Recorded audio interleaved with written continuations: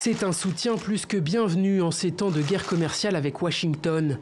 En visite de travail à Ankara, l'émir du Qatar a promis 15 milliards de dollars d'investissement direct à la Turquie. Une somme qui devrait être orientée vers les marchés financiers et les banques. Une aubaine pour redynamiser l'économie turque moribonde. Depuis le début de l'année, la valeur de sa monnaie, la livre, a perdu jusqu'à 40% face au dollar et à l'euro. En cause, les hostilités ouvertement lancées avec les États-Unis. Ce mercredi encore, Ankara a annoncé de nouvelles mesures tout en se gardant d'alimenter le conflit.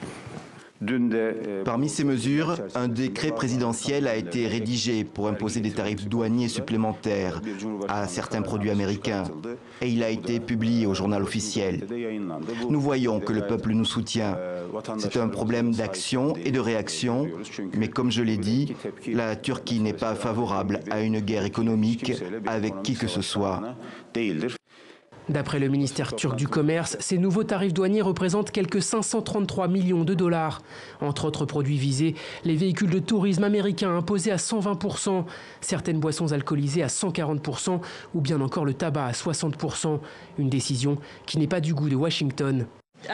Les tarifs douaniers de la Turquie sont certainement regrettables et un pas dans la mauvaise direction.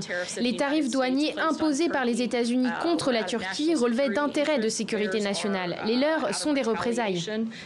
De son côté, le Qatar sait qu'il peut lui aussi compter sur son allié turc alors que ses relations avec l'Arabie saoudite et d'autres pays arabes sont tendues. De plus, l'Émirat dispose déjà de 20 milliards de dollars d'investissement en Turquie. En retour, Ankara est l'un des principaux exportateurs vers l'Émirat. Ni l'un ni l'autre n'ont donc intérêt à voir l'économie turque s'effondrer, préférant la voie du front commun contre les États-Unis.